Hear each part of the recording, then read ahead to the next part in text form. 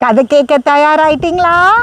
இன்றைக்கான வேதவசனத்தையும் கதையும் பார்ப்போமா?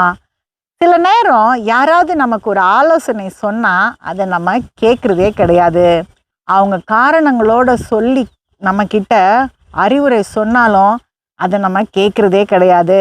வேதம் என்ன சொல்லுகிறது என்று பார்க்கலாம். நீதிமொழிகள் 19:20. உன் அந்நிய காலத்தில் நீ ஞானமுள்ளவனாய் இருக்கும்படி ஆலோசனை கேட்டு புத்திமதியை ஏற்றுக்கொள். பார்த்தீங்களா வேதம் என்ன சொல்லுதுன்னு? நம்ம நிம்மதியாக வாழணும்னா நம்ம மற்றவங்களுடைய ஆலோசனையை கேட்கணுமா?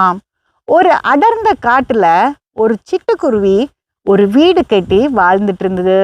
அது சந்தோஷமாக பாடி திரிஞ்சிட்டு கடைசியில் அந்த கூண்டில் வந்து தங்கும். ஒரு நாள் ஒரு கட்டெரும்பு அந்த பக்கம் வந்துச்சு. அதுவும் அந்த சிட்டுக்குருவியும் நல்ல நண்பர்களானாங்க.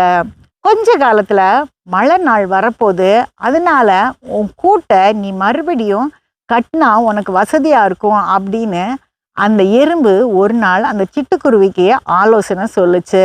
உன் கூடு நல்லா இருந்தாதான் நானும் உன் கூட வந்து இருந்துக்க முடியும் அப்படின்னு சொல்லிச்சு அந்த எறும்பு. அந்த சிட்டுக்குருவி பார்க்கலாம் அப்படின்னு சொல்லிருச்சு. இப்படியே நாட்கள் போயிட்டே இருந்தது. அந்த எறும்பும் சிட்டுக்குருவிக்கு சொல்லி சொல்லி சலிச்சு போயிடுச்சு. கொஞ்ச காலத்துல நல்ல மழை பெய்ய ஆரம்பிச்சுது. இந்த சிட்டுக்குருவிக்கு என்ன செய்யறதுன்னு தெரியல. இந்த எறும்பு ஞானமா கொஞ்சம் மலைப்பாங்கான இடத்துல போய் ஒரு கல்லு கீழே பத்திரமா தங்கிருச்சு. இந்த சிட்டுக்குருவி அதுக்கு மேல அதோடைய கூட்டை சரி செய்யவும் முடியல.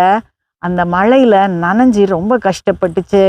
ஒருத்தர் ஒரு ஆலோசனை சொல்லும்போது அதை உடனே நம்ம கேட்கணும்.